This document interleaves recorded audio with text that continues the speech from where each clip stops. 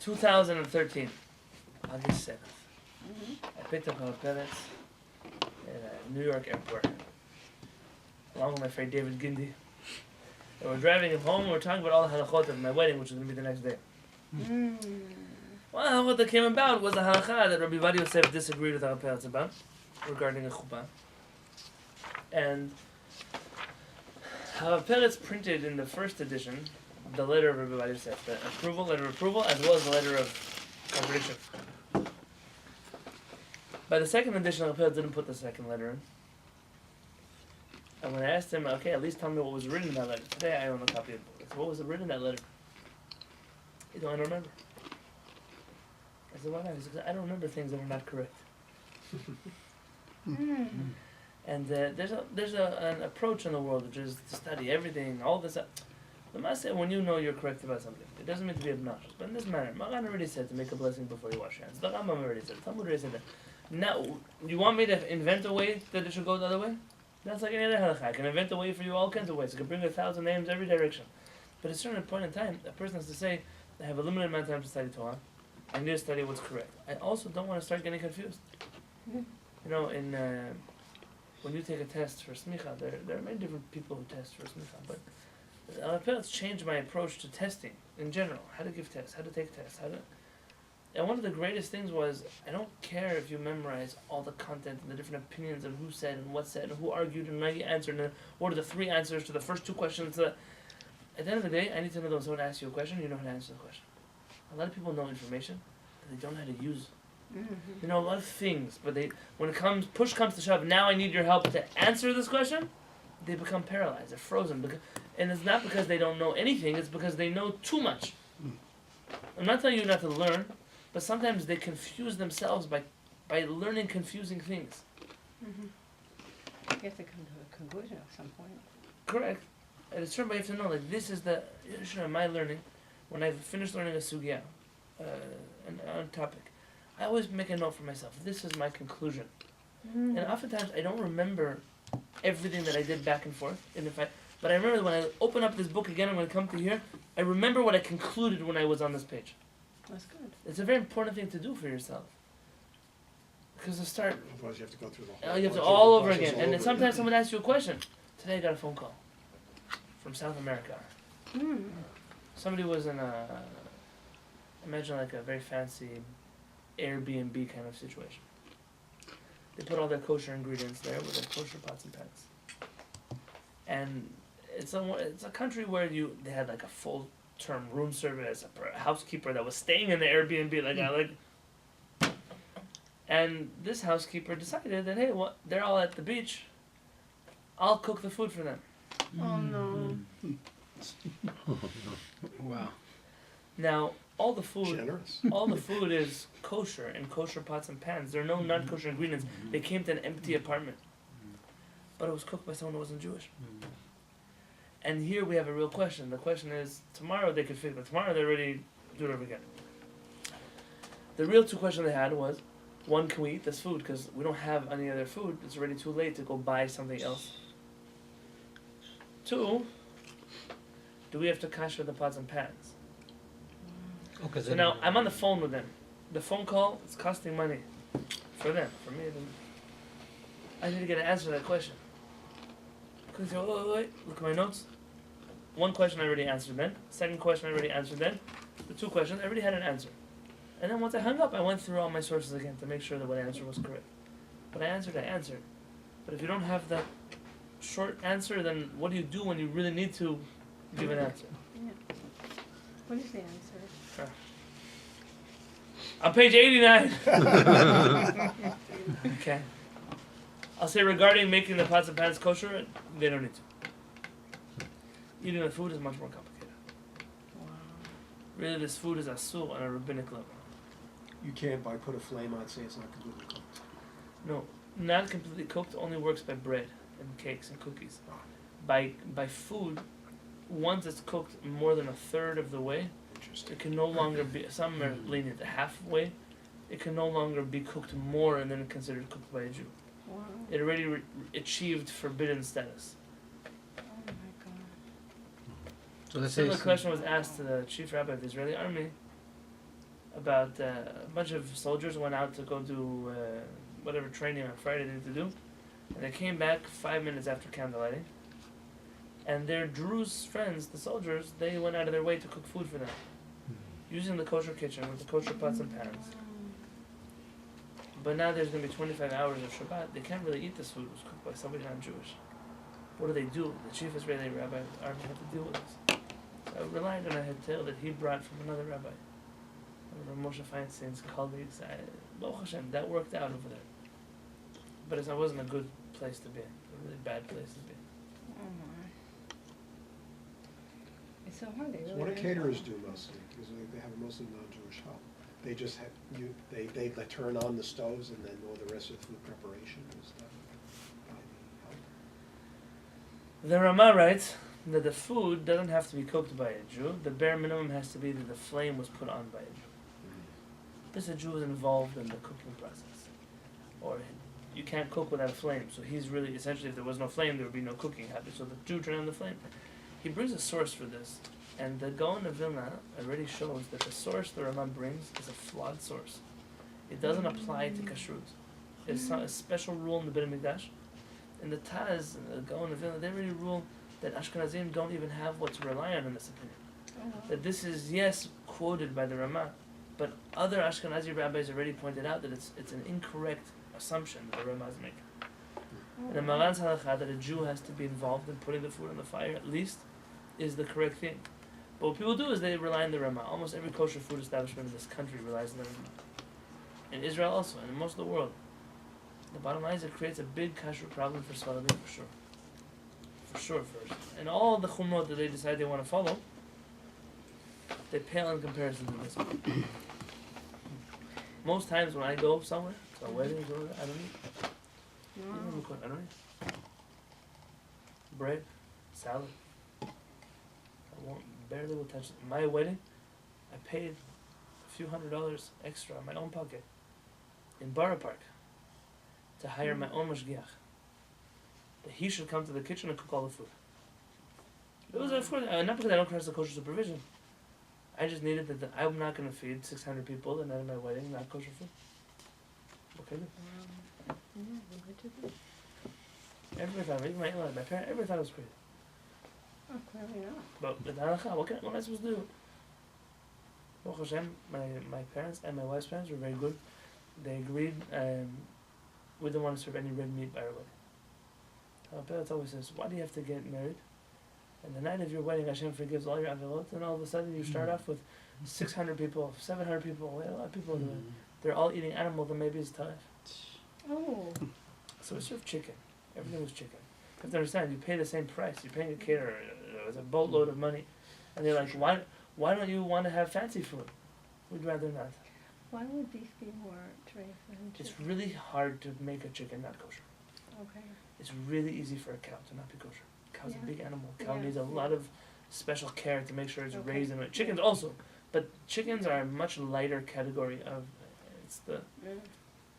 if it was going to be, our parents would have preferred we went vegetarian. Our parents doesn't eat meat or chicken. Good. But that wasn't not even an option. by Fish? us, so- Okay. He eats fish, yes. He eats fish. That's all he eats. Fish and rice and vegetables and whole wheat bread with olive oil. This is his staple in life. That's what I eat. Sounds good. It was, yeah, very strict about it. Can I ask you a question about doing the bracha before the Yes. okay. So it says in the Kohen Siddur that that's the way you do it. You say the bracha and then you do the mitzvah, except when it comes to candle lighting. Why would that be? You want to ask about candlelighting? Well, just because of the general rule, you do the bracha and then you do the mitzvah. But why would somebody single out just candlelighting as being the only situation where that wouldn't apply? You have a question? It's a good question. And it's exactly the same argument that we had in washing, hand washing. It's the same thing. Why do you want to bring up the third volume? Maran writes, Kshe Adlik, when you light the Shabbat candles. Yivarech, you should make the blessing. Baruch atah Hashem Elokeinu melech haolam asher kiddushanu tzedakah v'tzivanu l'adlik ner shel Shabbat. To light a candle of Shabbat. Echad ha'ish v'echad ha'isha, regardless of whether it's a man or a woman. גם ביום טוב צריך לברך להדליק נר של יום טוב. יום כיפורים... Okay, Yom Kippur is a different conversation. Kshe when you light Shabbat candles, you make a blessing. Is Maran saying before or after? No, I do it before. What's Maran saying though? oh, Ron, good reading. What's Maran saying? Before. When? When? What is when?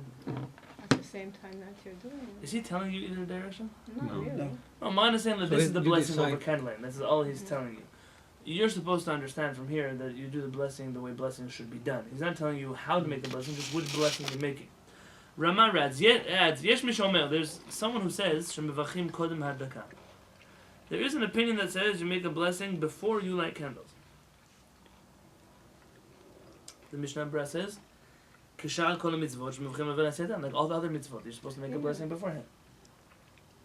And the Rama says, V'yesh Mishomer Shemevachim Hadaka. And there's an opinion that says you make a blessing after you light Shabbat candles. Explain to you why? Yeah. Severely, this opinion is of the opinion.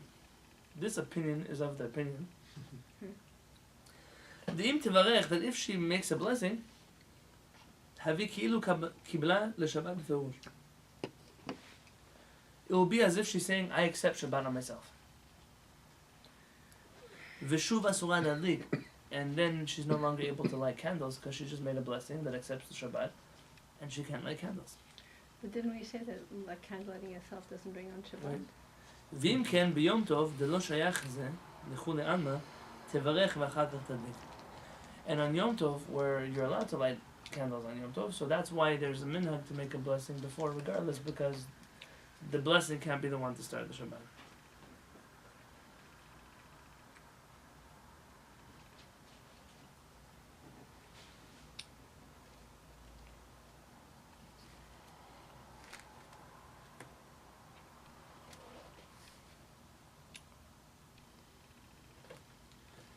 Rama continues. But what about the fact that you have to make a blessing before you do the mitzvah? What about that? Mm-hmm. Says the Rama, "Uchadei she'el over le'asiyato," in order so it can count that you made a blessing before the action, lo yihaneh mimena ad achar bacha. Make sure not to enjoy the light until after the blessing.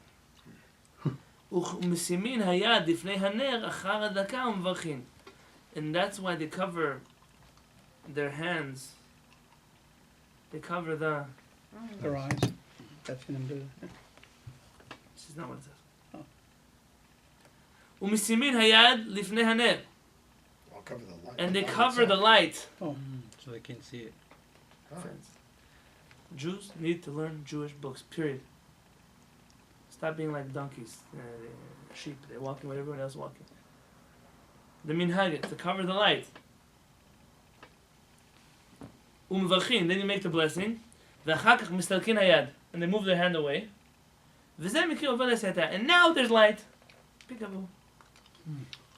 V'chen minhag, and that is the custom.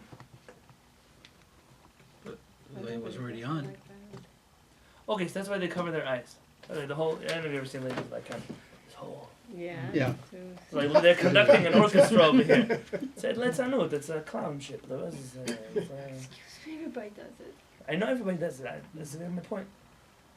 We used to do With it. lighting candles. I once gave a shiur to ladies But the about conservative lighting school is candles. what they- Family Madara used to do it. Yeah. And I decided I would never do it again. What? I'll never do it again. Why? If you would give me a shiur in tefillin, I wear tefillin every day. So I wear tefillin more than women light Shabbat candles. Mm-hmm. Yeah. If you tell me the way I'm wearing on tefillin is wrong, I'll change the way I put them on tefillin. You talk to ladies about lighting Shabbat candles, it suddenly becomes personal. I don't know why. Why is it your mitzvah? I put on tefillin more than you light candles. It's not a personal issue. This is a halachic issue. It's a halachic issue. So why does what's getting involved? Why is there so much weight on a mitzvah whose whole purpose is not even a mitzvah? What do we light candles? Give light. To bring light from heaven down to earth. doesn't say that anywhere. No, it says bring lights to the Bishal To light. put lights in the house, so you can flick the light switch too. I mean, the significance of lighting Shabbat candles is the same as turning on a light. That's the spiritual significance of lighting Shabbat candles. I know everybody wants to tell you otherwise, but again, from a book, you have to read from books. Do the Mekubalim say otherwise? Yes, but since when did you become a Mekubal? Isn't that the whole person of Chassidut is to make the Kubal practical? In other words, it's practical Kabbalah.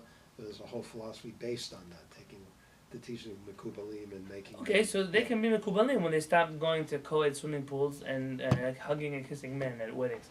Then they can do Kabbalah, but until then, I understand. you can't be a Kabbalah. So the bottom line is why we light Shabbat candles. Now, that being said, there is the whole shita here is based off of an opinion. I believe it's the Bahag.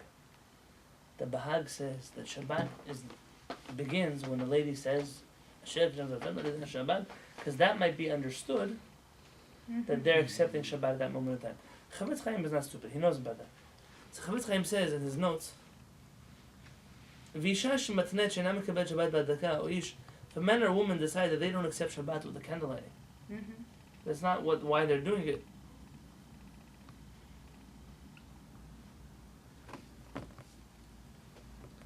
Some rabbis say it doesn't make a difference. The custom is to do the other way around. So it doesn't make a difference what you say. But Rabbi Akiva Eger v'Chayei Adam Muchach debazei v'chu v'achich yadliku. Rabbi Akiva Eger and the Chayei Adam say, no, of course, if you say I don't accept Shabbat and candle lighting, and there's no minhag, then you're saying there's nothing to worry about. I don't accept Shabbat with my candle lighting. And then you should make a blessing and light candles like every other mitzvah. Can you light the candles without a bracha? For sure. Friday night? If you want to feel better, but even Ashkenazim are not telling you this is an Ashkenazi custom. That if you accept Shabbat at a later time, you're not accepting it now. So then why do you have to worry about this? So during Tefillot, technically you're accepting Shabbat during L'chad Odi? Yes. The question is, according to the Mekubalim, it really happens by boy kala. Right. According to the Poskim, it happens by Baruch Hashem V'Volach. It's like 2 seconds of the difference. Which is a little later. Yeah. When you start. Bottom line is it really happens before sunset. So the only time it makes a difference is if you're praying earlier than the sunset. That's when it really makes a difference.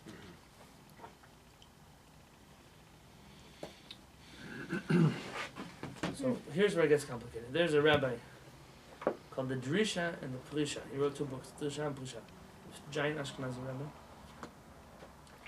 I think he quotes from his wife or his mother. One of them was a famous rebbitzin, the big time Dachama. And she writes that women shouldn't accept Shabbat with a candle lighting, and they should follow halakha properly, and make a blessing, and then light candles. He quotes her in his book saying that.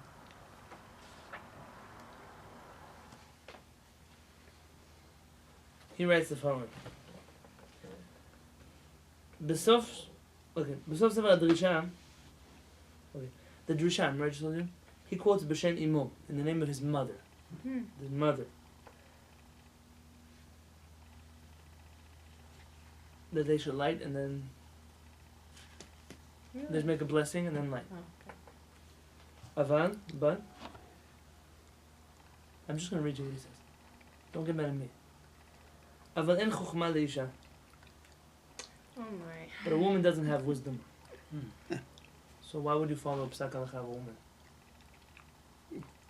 So you want to get personal?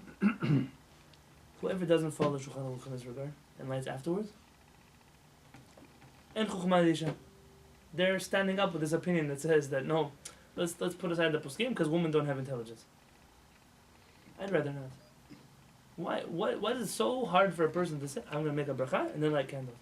What's the big deal? You want to cover your eyes? You can cover your eyes the whole night. I mean, the person wants to do that. My wife, so she wants to pray. Okay, so cover your eyes now. If that's when you put your face in the scissor, fine, do it. Nobody's stopping you to do it. But just because you want to do that doesn't mean you're going to say the bracha wrong. You could do the bracha, light the candles, And then then cover you your could eyes. pray. Yes, that's what my wife does every Shabbat. Yeah. Why not? Okay. So it's really an error. Chacham Ovadia Yosef spent a lot of his life fighting this. It's funny, by hand washing, he didn't make a big deal. By Shabbat candle lighting, this was one of his earliest crusades. That at least Sephardic women should make a blessing and then light Shabbat candles. And there was a there was a headline once that came out that says, Rabbi Yosef says that women belong in the kitchen making chamin. Huh? Yeah. And the news went nuts. What happened? This group of ladies came to protest outside of Rabbi Yosef's house. Because the Ben Ish Chai says, according to Kabbalah, that you have to light candles and then say the blessing because it's something that happens in the higher spheres. Really? It doesn't make a difference. I mean, it's a Kabbalah. I'm not a Mekuban. What do you want? The Shulchan Aruch. And Rabbi Yosef heard them in the streets and why don't you come inside? And now let's talk it out in halakha. So he sat down. He showed them like 29 poskim that say that you have to make a blessing before you light candles. How could Kabbalah contradict halacha? I have to ask a Mekuban. I don't know. I mean, I can't answer, but I don't know. When Hashem creates the big light, the big light was created, and then he Made a blessing? and then he said, "Oh, create the light."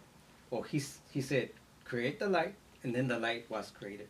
Mm-hmm. How was He it? said create. Vayom Elohim, Hashem said, Yehi-o, Yeah. let there be light. Yeah. Vayhi-o. And then that was So, like, so that means he said it first, Yeah. and Yeah. then the light Yeah. was Look what created. Mario Right, says. yeah. Mario doesn't only say, look, that a woman is intelligent, he also says she's even like God. Good job, Mario. Go on. yeah. The Baal Tanya says that No, that's true. that Kabbalah is halacha in Atzimut, that it's the halacha of a higher world. And of course, that's Okay. the source of an argument with him and Rabbi Soloveitchik, that the going up, going down. Rabbi Shalom Asas, the whole thing is, if you're a Kabbalist, do Kabbalistic things. We're not stopping you, but we're not Kabbalists. But we have to follow halakha. I mean, that's what, I'm not telling you that it's wrong, I'm telling you that that's not our realm. We don't hang out over there. So, here, Chacham Yosef called these ladies, and by the ladies gave themselves a name. They were called the ladies to protect the rights of the Ben Ish Chai, something like that, like Nashim Leman Ben Ish Chai, something like that. And he said, listen, here's this, what do you want me to do? Well, just because the Ben Ish Chai is supposed to take back all these books. And they cursed and they screamed. They said, Rabbi says, you know what? Why don't you leave me? I'm the chief rabbi. Let me decide halachot. Why don't you go home and make food for Shabbat? And from here, the headlines got this thing. Rabbi Yosef said, women belong in the kitchen making food for Shabbat. They twisted it. Fine, Rabbi Yosef said some pretty crazy things. I'm not going to take it away from him, but it happens to be that this time he was actually in something logical. At the end of the day, people have to decide who's deciding halakha. Yeah. Those who are qualified to decide halakha, or those who are not qualified to decide halakha. The rabbis that said, make a blessing after you light candles, were concerned because there's one opinion that says that while you're making the blessing, you accept Shabbat, and therefore lighting the candle will be violating Shabbat. Okay. But Chavetz Chaim already tells you, Rabbi Akiva Eger and the Chai Adam, they're two giants of Ashkenaz. The Sfaradim don't even have a question. Before the Ashkenazim, they're telling you that if you make a condition, I don't accept Shabbat with my candle lighting, then you have nothing to worry about. So why would you go out of your way to go into a place where it might be a blessing in vain? It's one of the 10 Commandments to say Hashem's name in vain.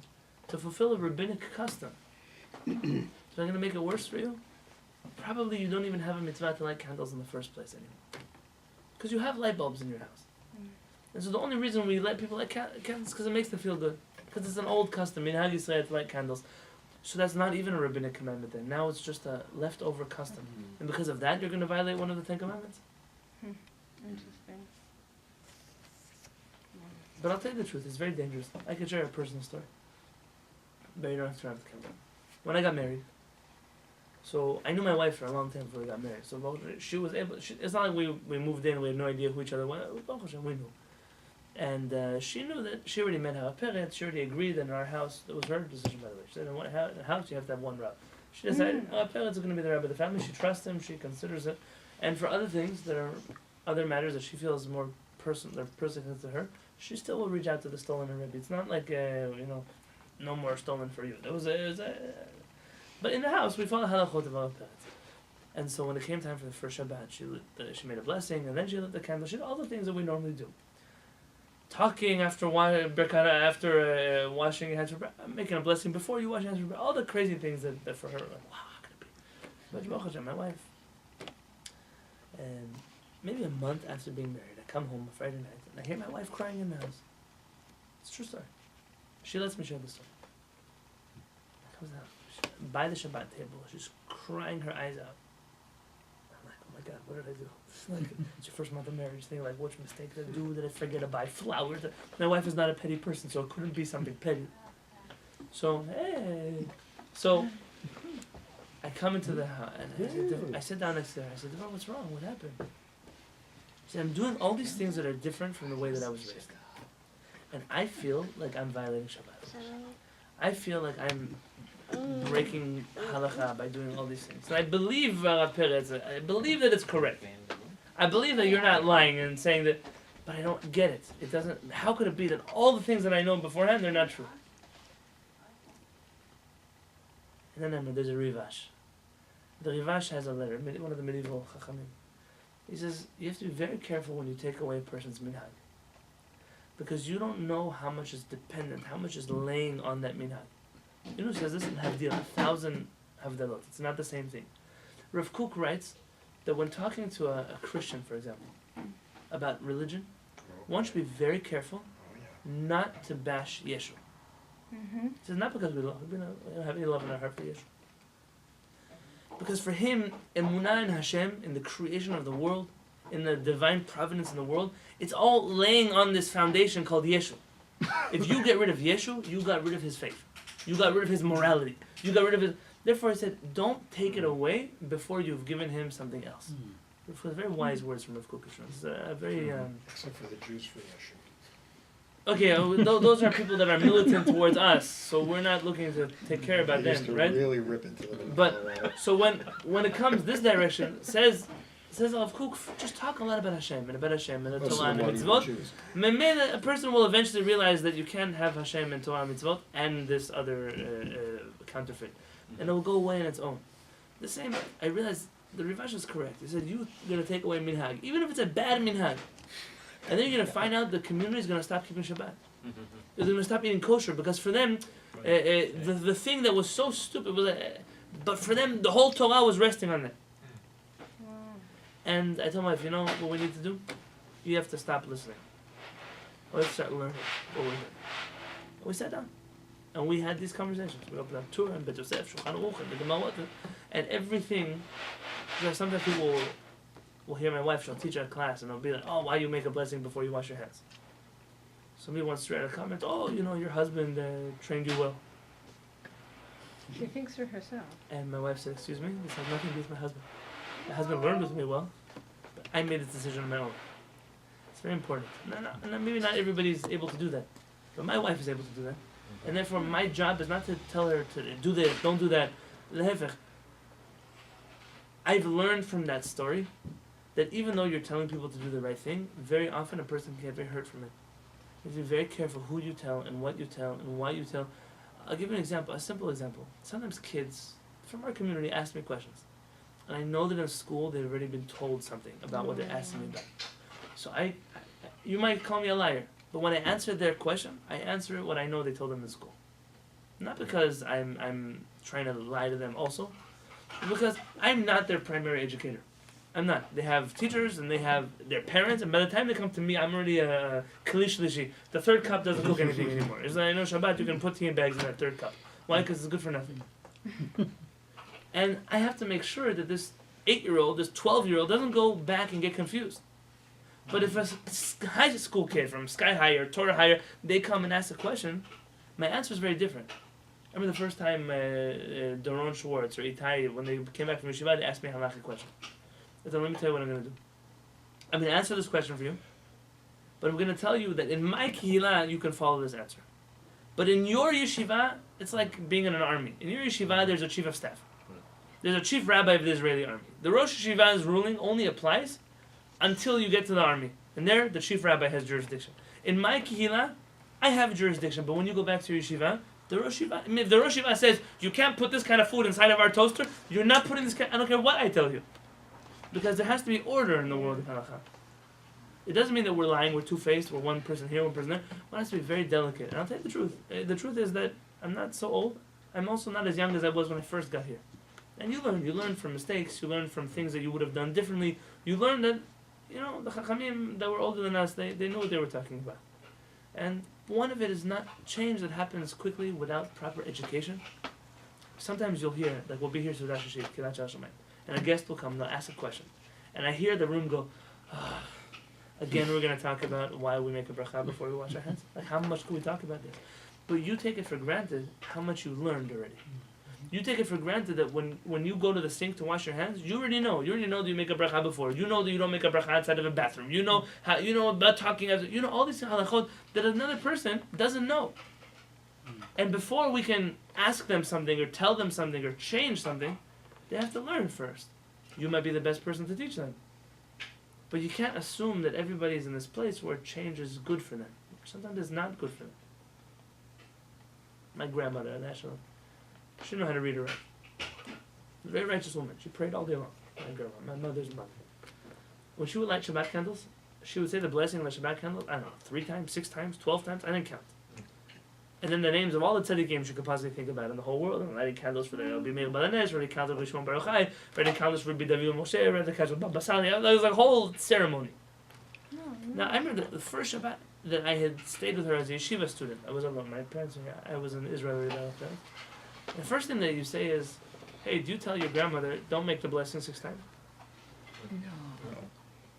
And the answer is that it depends who your grandmother is. But my grandmother, in that situation, HaKadosh Baruch Hu was very happy to hear her blessing 6 times. Would I recommend halachically for someone to no, because that's risking one of the 10 commandments.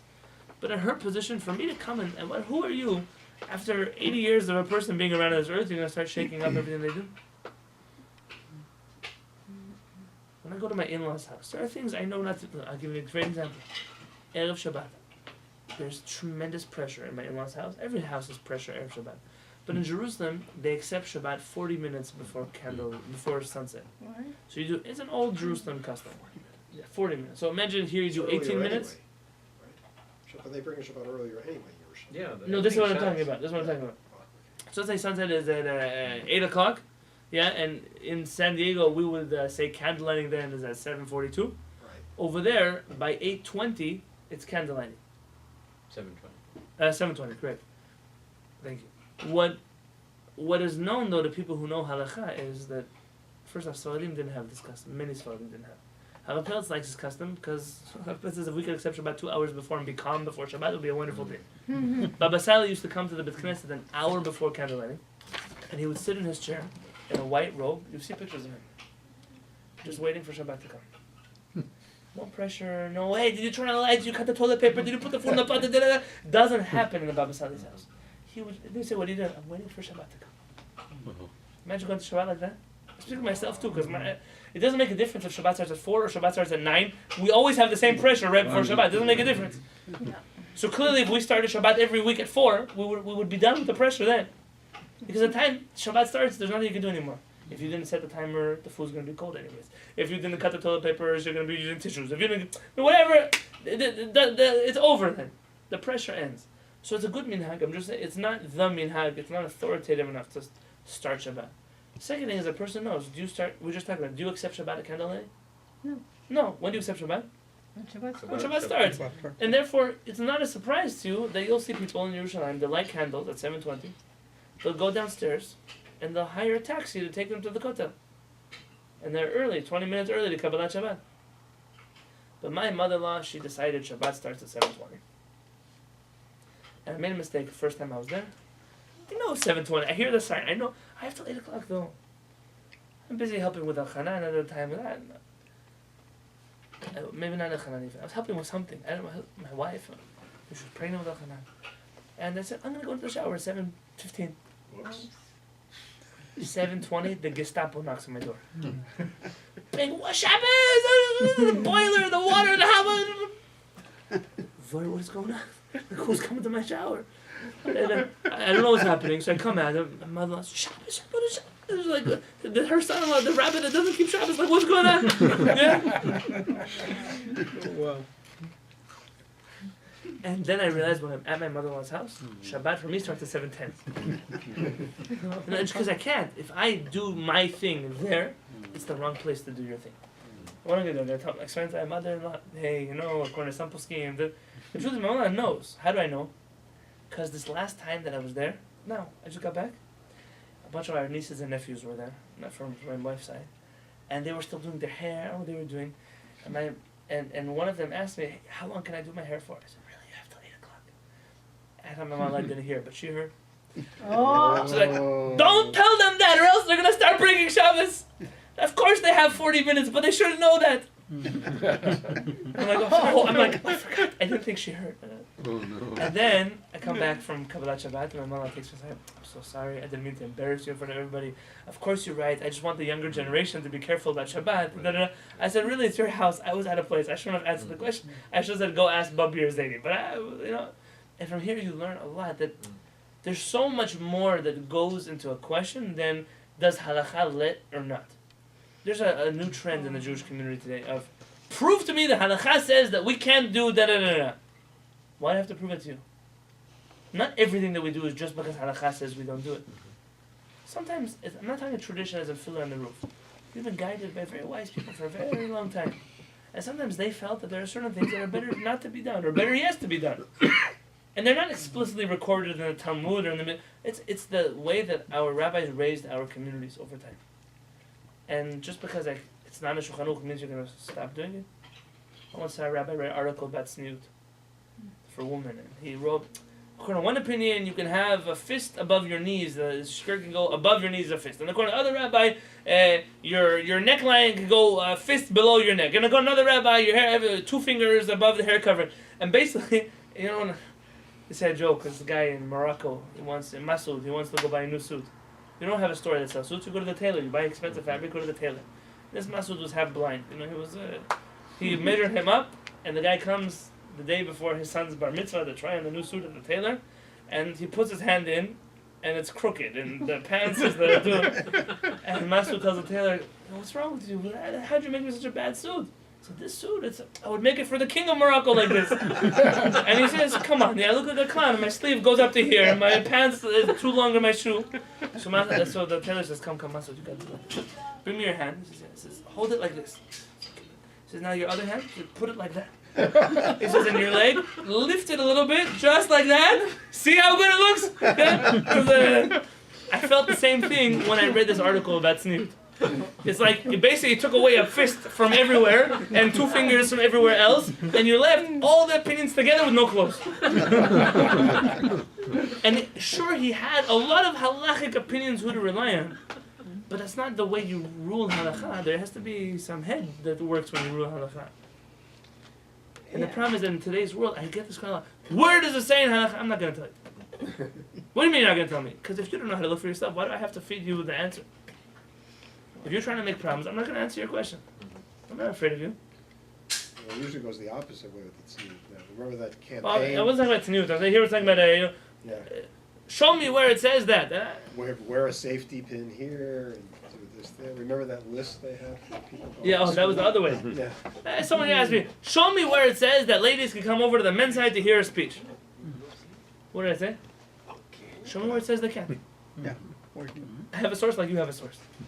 Rather, in this community, through thinking through a question, we feel that the people currently, it could be that we have 1,000 people who's going to change.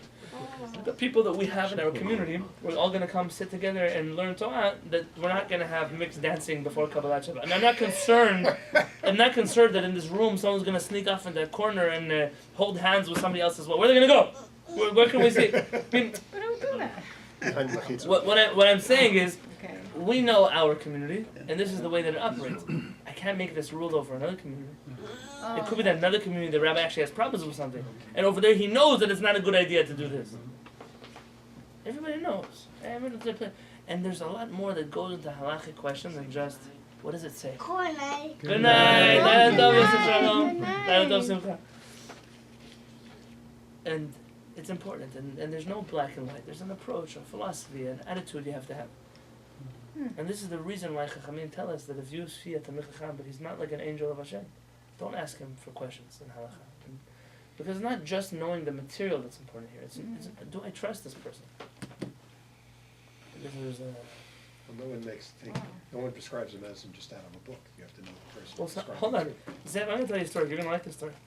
I once had to take my wife to the doctor. We had our insurances changed, and we had to go to very different. Different doctors. We went to a different doctor than we normally went to. and I could not make this up if I wanted to make this up.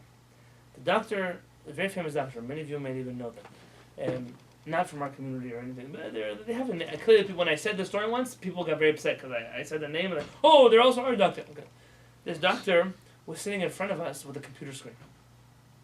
And they have like in the office a little computer comes out of the wall. Yeah. And so my wife asked the question of a certain kind of question. Is this maybe a problem? Doctor says, oh, that's a great question. Let's check it out. Let's Google it.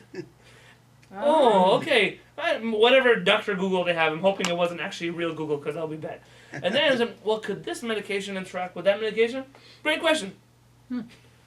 Why am I asking? I could also Google things. Mm-hmm. I mean, what? What? I don't know if we're never going back to this doctor. I don't care. I'm not going back there. This doctor, that's what it says in the Gemara. The best doctors go to Gehinnom. Right. Because this one doesn't know anything. How do I know doesn't know anything? I'm not a doctor. I know that when you talk to a person who knows what they're talking about, they don't Google things all the time. If I just went to a rabbi and said 1 second, I have to look it up on my phone. Now, some things, an out of the ordinary question, you have to search for something, I understand. But these are things that are routine, normal things that a person should know. Right. If you claim to be an expert in a certain field, you should know how to answer these questions. How do we get there? In halakha. There are a lot of people that are not supposed to be in this field. And they are. Sure.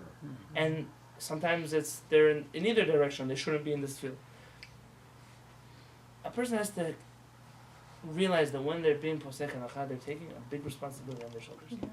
It's not just the future of the Jewish people. It's not just respecting the past of the Jewish people. You could make or break a community, a person, a family, a marriage, children, and a person has to do this with a lot of weight and a lot of thought that goes through it. And I unfortunately met some people that I was once in a place where the local rabbinic community, kind of like in San Diego, they have a similar idea. If you're religious and you own a restaurant or a catering company or a coffee shop or whatever, you don't have to have a mashgiach there. That's the running rule in San Diego. But I was in another place that had a similar running protocol. And I was hosted by a person who had a restaurant. And everybody said, yeah, because he's religious, you can rely on him. And he, at his Shabbat table Friday night, drank a little too much. And he started telling us that once upon a time, he used to have a business. And when people would come into his business, he would sell them things they thought were brand name clothing, but they really weren't. No. He would buy regular t-shirts and iron on labels to them or get them embroidered on them. And look how much money he made from them. That's how he got his down payment on his house. Now, I don't know this guy from a hole in the wall. But all I know is that if he's tricking people when it was coming to clothing, for sure in the kosher meat business, this is the kind of guy who's going to be loading treif meat onto the kosher boxes and bringing it. He knows what he's doing because he's good at tricking people. So just because he wears a kippah and tzitzit, how do you use their brain? This person is a con artist. They're just now they're in the kosher field. How can you eat their food? Just because it has a kosher symbol, you're gonna try it? No, if someone's making a judgment, an error in judgment here. For sure. A very big one. And I hope that I'll never hear from that community. Oh, look, this happened. But I've been there again to visit. And my wife sent me with food. And you know me, I'm not a fanatic about kosher, but this is not a fanatic. How do I know that? I was once in a taxi with an Arab man in Jerusalem, and he tells me, "Oh, what kind of kosher symbol do you eat?" When does the Arab taxi driver ask you what kind of kosher symbol you eat?